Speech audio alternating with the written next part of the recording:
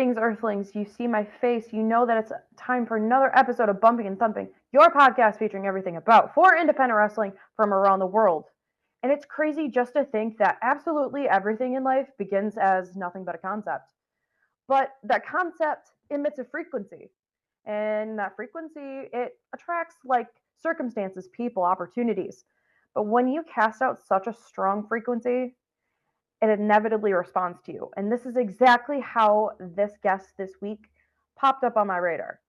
And it's just amazing how everything writes itself.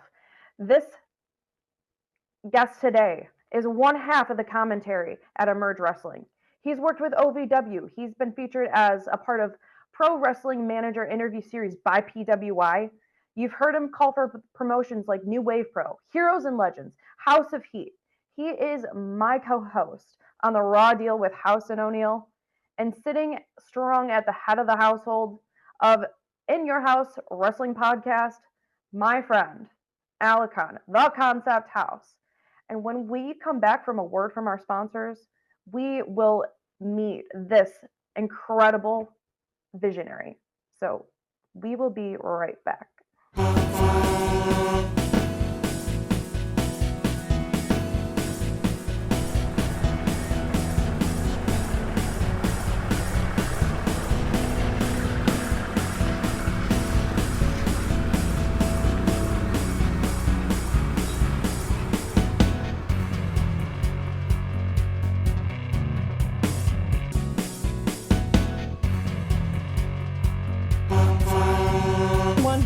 Welcome back, everyone, to Bumping and Thumping, your podcast featuring everything about for independent wrestling from around the world. ALACON, how are you feeling today? Feeling great, feeling good. Happy to be here chatting it up with you, Annie. I know. Welcome to my neck of the woods.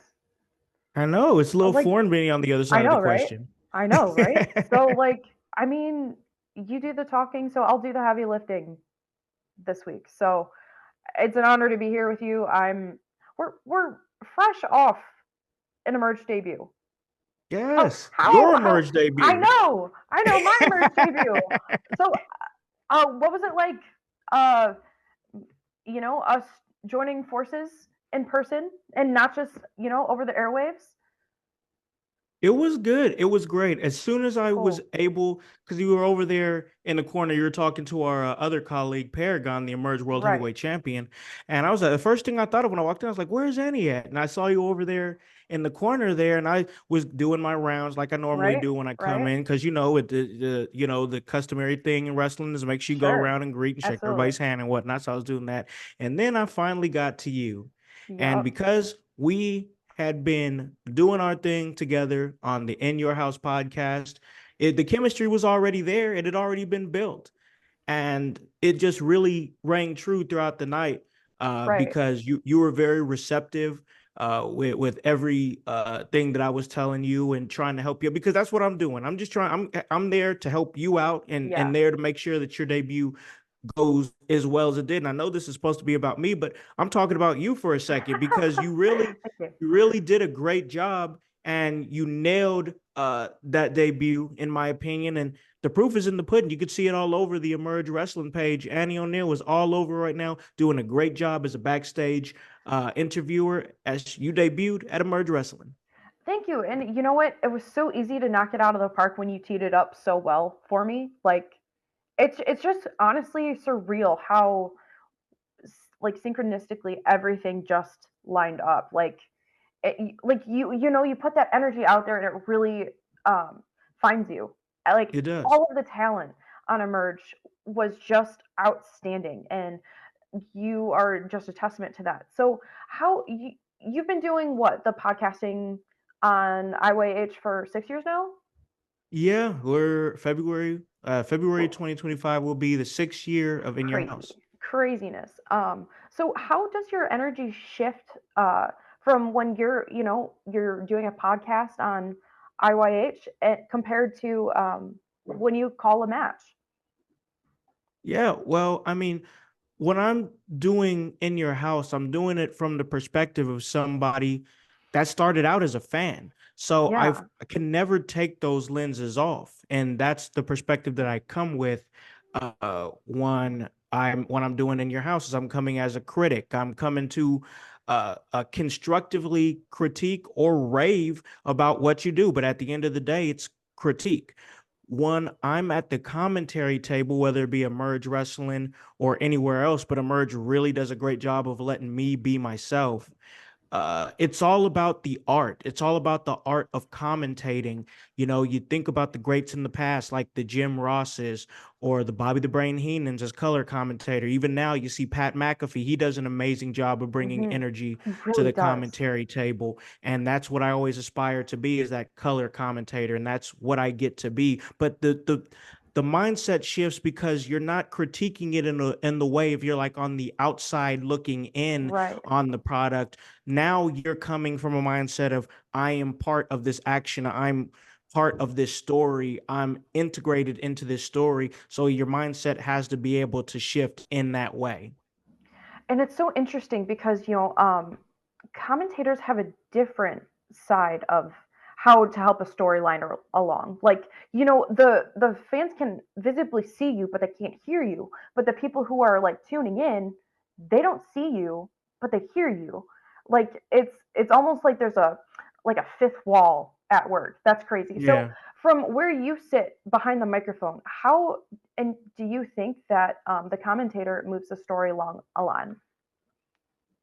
I mean, have you watched wrestling without commentary? It's weird, right? It Yes. doesn't seem Right. it doesn't seem whole. It seems like there's got to be somebody calling the action. Have you watched a basketball game without commentary? It sounds weird. Have you watched a football game without commentary? It sounds weird. Commentary is not just something that's important just in professional wrestling. It's Mhm. important in televised sports as a whole, because you need somebody that's calling the action, that's connecting the dots, that's letting the people know what is going on if they're confused. In wrestling, it's very much storyline driven. So with that being said, commentators are there to help pound that story home, bring it home, and let you know exactly what is going on so there's no confusion. If there's something that's nuanced that's going on in the ring, a good commentator will break it down and call it. If something happens, maybe a botch or a move isn't as effective, a commentator needs to be smart enough to know how to cover it up. There's just so much different ways. There's an art to it, and there's a lot of good people out there in the indies that Mhm. do it, but there's a lot that don't. And to me, I always tried to stick to the art because I was taught by some really smart people in the business. And just listening to your response, I can tell that you have this passion in it, something that is just a labor of love for you. But you bring up a really interesting point. Like, unfortunately, mistakes happen. We are human. We're prone to error. So, how do you pivot in the moment when something unexpected happens? Like, how do you troubleshoot your process when something takes an unexpected direction? So it just depends on the situation. Mm-hmm. Like if it was like a botched move or something that they didn't get, Mm-hmm. that really wasn't effective as it should have been. Normally, I was taught to say, "Oh, well, they didn't get all of that." Gotcha. Like just to be like, "Hey, if it didn't look clean, it's because he didn't completely nail." That way it doesn't look like you're trying to be like, "Hey, that thing didn't happen. You didn't see that." At least it takes accountability, and it lets the fans know, like, okay, he didn't get all of that move. He kind of messed it up. So now there's likely going to be a kick out or something. It's just all about being able to work on the fly and call exactly what you're seeing and being able to know how to improv, and that's a Mm-hmm. lot of it. There's a lot of improv involved because there's a lot of things that we don't know is going to happen. Is that something that you've had to nourish? Have you always been that type of person to be able to improv like that on command? No, I can't. I Hmm. can't say that. Yeah, I can't say that I have yeah. been. It's something that I've grown over time, Hmm. and it's just when you're when you talk as much as I talk, because I talk a lot. My God, you just learn pivot points and you learn, how to segue and Hmm. and things of that nature and how to draw, because when I'm on the commentary table, I'm very much a vibe. At least that's what I've been told.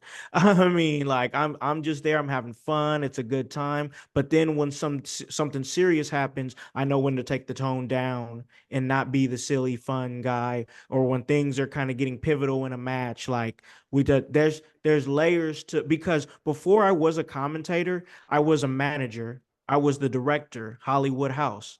And so I already had a character established before I really started commentating. So now I've just been taking that character and putting it on the commentary table and using that larger than life personality to help advance the show, very much like a Bobby the Brain Heenan or a Gorilla Monsoon or even a Pat McAfee. Like, it's crazy that we've already reached our first commercial break, and you've just hit us with insight after insight after insight. So um, we're just going to leave everyone wanting more, and we will be right back after a break with our sponsors with ALACON House.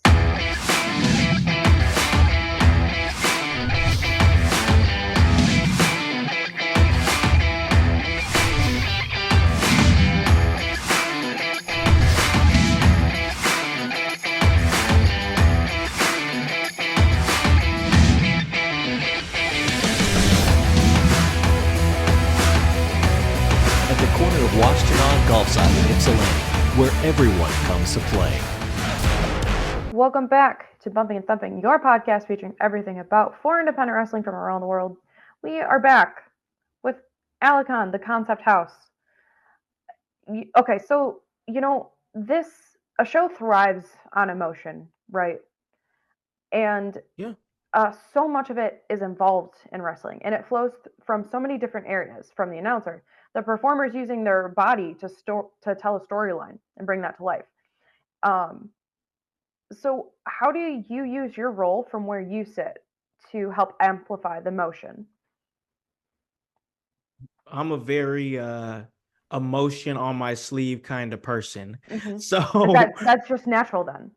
yeah, that's just a natural thing. So when I'm there on the table, I mean, I'm absolutely locked in. I mean, Mm-hmm. I've been, listen, I'm not bashing nobody or anything, but I've been a part of some dull shows.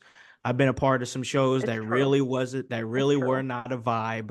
And like when I have action in front of me, like I have in front of me at places like Emerge Wrestling or places like Wrestle Arts or places like House of Heat, talents that you're going to see weekly on TNA Wrestling, talents that you're going to see weekly on Ring of Honor, on AEW, on GCW. You're going to see them on these upper echelon and mid-major independent professional wrestling companies, even places like NWA, MLW, OVW, like I've had the pleasure to be at before. And you see these talents, you see them doing what they're doing, and they're doing it well. It's inspiring to me as a commentator to just give it my all, give it 110%, lock in and Mm-hmm. call the action. And not only that, I'm a story driven guy, so not only do I get to call the action, but I get a chance to advance storylines. And I'm really proud of the work that I do with Emerge, with the interview series that I've been doing. I've done quite a few of them to lead up, and it helps really tell the story of the match. And that's exactly what I am. I'm a storyteller. I'm talent enhancement. I'm there to help the talent. So anything I can do for the betterment of the talent, I'm gonna do it. And a lot of that is storyline driven. So I push it really hard. And I think a lot of people in the independent wrestling area, my area, see that, Mm-hmm. and that's why they bring me in. And storylines do such heavy lifting in what brings people coming back. And I feel like sometimes I see like this trend of, just wrestlers don't like such long-term storylines. But and as someone who's so storyline driven himself, how do you respond to things like that? As far as them not being storyline driven or not Yeah, or because not. they just don't they just I don't know, they just want to do the moves. without. A lot of that is because of the landscape of independent wrestling these days. And it for talents that aren't creative, it's easy for them to just take the bookings where they're going to be booked two, maybe three times in a weekend.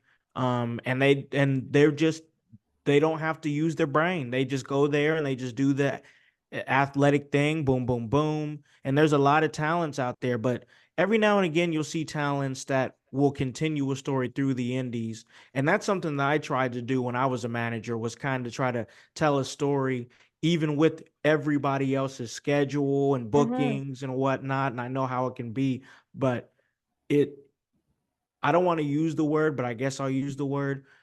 If you're just relying on the moves, I mean, it's kind of lazy, because like I like to see somebody not only have that athleticism but also be able to tell me a story or give me a character, give me something. And that's exactly what we're seeing on like the WWE level, where it seems like storylines are really super hot and the wrestling is just as hot. So it's like there's just got to be some kind of medium there. And you know what? Like someone who is checked out in their storyline, like that translates over to the fans. And we're there for them because they keep our doors open. And I Oh almost yeah. think it's almost doing them a disservice by, just showing up with the lights are on but no one's home. Yeah. And um I'm a very passionate person and I know you're a very passionate person. And it just having that energy present, it just makes everything flow so much more naturally. So, what elements of a match make it memorable to you from a commentary standpoint? Or can you That's a tell good us question. can you tell us about something like a storyline you were calling that just made it so visceral for you? Uh, it's crazy because I've been on the table for a lot of good storylines. I myself, as a manager, have been a part of a lot of good storylines, and it there's just a whole lot that I can I can really unearth. I mean, but I guess to answer the question, I mean, there's watching Paragon's championship reign right now has been really memorable for me, because he was one of the first guys that I managed when I was a manager. Mhm. And we ran amok on Emerge Wrestling for a while there. I mean, we were just taking it all over as a stable, Yeah. and then he went off and did his own thing. And then I ended up doing backstage interviewing, because it's like there was no need for me to be on camera anymore. The storyline had ended. So it was like, well, time to go back to creative, And so I found the opportunity backstage interviewing, and then eventually found myself on the commentary table. But as far as moments that I've been a part of, it was cool being there ringside to see Paragon defeat Braden Lee for the Outbreak Championship, and me being one of the reasons that why that happened. And it was just great because we were in the midst of a very heavy heel run, Yeah. I and can't imagine you as a heel though. I But you're was but you're so likable that I know that shadow lurks. yeah. Oh yeah. I go That's out there and crazy. I'm telling you, you can find videos. You can find videos of on IWTV or YouTube or something like that, or anywhere Merch has their stuff, where I was getting booed out of the building. I know how to get heat. One thing about me is I can get some heat. I believe you, but that's just so crazy to conceive. Oh yeah. Well, trust me, I got a lot of comeuppances for real. A What lot of comeuppances. so what would you do to be just such a heat-seeking missile? I mean, I would just come. I mean, it's whew, that's a hell of a question, because there's probably some stuff I can't say on this podcast. But but I'm just coming. So what I do is I look around Yeah. and I see the people in the crowd, and and as soon as I see something, I'm like, oh, he ain't got no front teeth. I'm coming for you. Like like I go boom. I'm just surveying the crowd. I'm it's crazy. It's crazy. I mean, I'm a menace. I'm an absolute menace. I've done things like We've abducted a wrestler, put him in the trunk of the car, and we drove off. We was gone. So yeah, ask Paragon what we did in Vegas, how we put Freddie Hudson, beat him up, put him in the trunk, and we kidnapped him Grand Theft Auto style in Las Vegas. Yeah, that's a thing that happened. I've beat up I've hit Chet Ripley in the face with his own mama and done some things I can't say on this podcast to his mama, but he calls mama, right? His mom. Yeah, his skull that he walks around with, that's his mom. Yes, I know that sounds weird to your listeners, but yes, this man walks around with the skull of his dead mother. I don't. You know what? I don't want to even dig more deeper into that. Well, we don't have to dig because he brings her. You know what? I'm gonna have Chet Ripley on so he can tell everyone for himself exactly what we mean. He's an interesting cat for sure. He is. That's for sure. ALACON, thank you so much. But we will be right back with ALACON right after a break from our sponsors. Mosquito-borne diseases or mosquito-borne illnesses are diseases caused by bacteria, viruses, or parasites transmitted by mosquitoes. Nearly 700 million people get a mosquito-borne illness each year, resulting in over 725,000 deaths. If you live near a pond or lake, or you're scheduling an outdoor event, go online or call today for your free consultation. Everyone, welcome back to our final segment of Bumping and Thumping, your podcast featuring everything about for independent wrestling from around the world. I can't believe we've reached the final segment. It's crazy. You just make this so easy. You make I just talk a lot.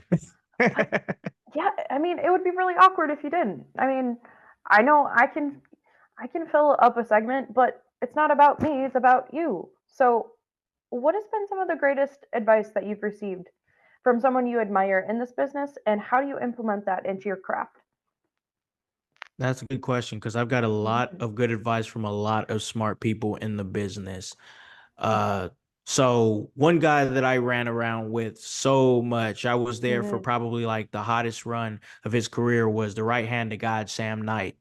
And Sam Knight, he saw something in me where I was doing those shindy shows, those bad shows, and he pulled me to better shows. He brought me and gave me opportunities to be on better shows, and that's where it all You're doing that really for me took off. right now. Exactly. It's called giving back to the business. Yeah. It is called giving back to the business. He brought me into New Wave Pro, which is a now defunct company, but man, they did it right. They told amazing stories. They had like smoke machines and lights and everything. Like they really presented it and did a really, really great job. It was available all over IWTV. It was just a great product. And I got a chance to do commentary for that show when they were at their hottest. And it was a great time. And something that he always told me, Sam Knight, as we were traveling, is one thing is always be professional, because a lot of people in professional wrestling, they just think about the wrestling. They forget about the professional. So you have to be a pro and you have to act like you got some sense. Even if you ain't got no sense, act like you got it, because the people were watching and you're going to screw yourself out of opportunities by thinking that you know everything, because you don't know everything. If you think that you know everything, you're not going to learn nothing. Another thing that he always taught me was to always ask what's next, because you could have that big break. And then because you're coasting on that, you're forgetting that you had to keep doing the work, and you have to keep doing the work. So even if you get a big break, you always got to ask what's next. When I went to OVW, Ohio Valley Wrestling, and I managed Sam Knight there, and that was on Fight TV. It was my debut on Fight, my debut on OVW, and it was a great moment. We were in the semi-main event, and I got a chance to get involved and be out there, and it was great. It was an awesome moment. But even after that, I had bookings after that. Shortly after that is when I did 3 nights in Vegas over there at Level Up Expo with Versus Pro. So I already had stuff planned past that. You always got to ask what's next. It's important. I learned from somebody who I do who I produce his podcast. He's been on WWE, he's been on TNA, and that's the Pope, Elijah Burke. And me and him have been friends for many years now. And things that he told me is always protect your image, always protect your brand. He was big on branding. How do you And do that? How do you practice that? How do you protect your image? How do you protect your brand? you protect your brand by knowing the things to attach yourself to detach yourself to to feed with the long-handled spoon. It's all about knowing to what to take, what not to take, what is going to help you, what is going to help you be seen by more people in a better light. And I think that you got to be very selective in that. And there's a whole lot of things that go into that we don't got time to talk about that play into that. But that's just one way in many ways that you protect your image. I got a lot of good advice by a lot of smart people in the business, and now I'm thriving because of that. And I thank every last person that gave me an opportunity. Well, you just took us to school, and thank you for that because one thing I never really gave thought to, what's next? Like, I just learned that you Always just got to put them keep into my asking. awareness just right now. And that's why I appreciate being around such intellectual creatures like yourself. You know, you put things onto my radar that never would have been there if it wouldn't have been for this conversation. So, where can people find you? How can people connect with you? What is next for you? Well, there's a lot of things that's going on with me. I'm always doing something, but mainly you can catch me doing my thing as the executive producer of the In Your House podcast network, where we have a lot of great shows all centering around wrestling. We have Monday shows, Wednesday shows, Thursday shows, Friday shows, Sunday shows. I get a chance to work with you as we do the Raw deal with House and O'Neill on Wednesdays, and that's a great time. We talk Monday Night Raw. We have amazing talent that's talking wrestling pretty much almost 7 days a week. We talk Raw, we talk SmackDown, we talk all the current news in wrestling. We have Dear Professional Wrestling with Paragon and Kevin Calloway. That's by wrestlers for wrestlers, and it really helps those younger wrestlers find their way in the business. So I'm proud that we're doing that because it breaks away from the reviews and the critiques and stuff that Mm-hmm. we're doing, and it's just another way of giving back to the business. So anything that I'm doing in your house, check it out. That's HOWSE. The W stands for work. It's on Apple Podcast, Spotify, wherever you get your podcasts at. We are on Twitch. We are on YouTube. We are on Facebook. Anywhere we can give you that work. I can catch me at Emerge Wrestling doing my thing. Their next show is going to be on November 30th, and that's in Columbus, Indiana. Check that out. It's going to be a great, great show. It's home stretch, so make sure you guys check that out. But we're going to be in Kokomo, Indiana on November 30th because it is going to be a house party, the first ever In Your House live podcast. We're going to be talking about Survivor Series War Games. And it's going to be great. We're going to have prizes, so many prizes, wrestling karaoke, wrestling cover bands. It's just going to be a party It's gonna over be there on fun. Geek Street in Kokomo, Indiana. Come and Heck join us. yeah. But mainly, I'm right here behind this mic doing my thing for In Your House. So if you want to hear thoughtful, thought-provoking opinions, criticisms about professional wrestling by people that aren't just some punk in their mom's basement complaining about stuff. We know what we're talking about. Come join us. Come join the household. That's In Your House. Once again, the W stands for work. You can follow me at ALACON House, all those social media platforms, X, Twitter, whatever it is. I'm all over there. Come and join me, ALACON The Concept House, and join my team as we talk professional wrestling. Appreciate y'all's time. Absolutely. Did you hear every word this man just said? And this is why you continuously reach. You just reached. We just reached the top charts again. We did. We did. Yeah, we're Again. back on the charts. Back on the charts. Absolutely. Where we belong. All right, everyone.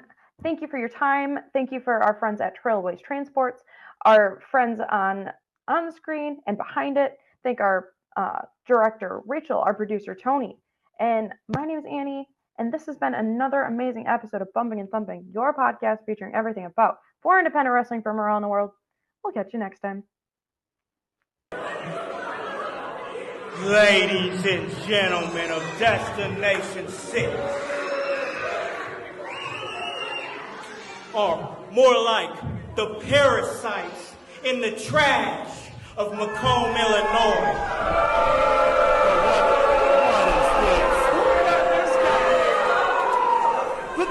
I'm giving you the opportunity to brush with greatness as I introduce the newest signee to Household Productions, Act All, period.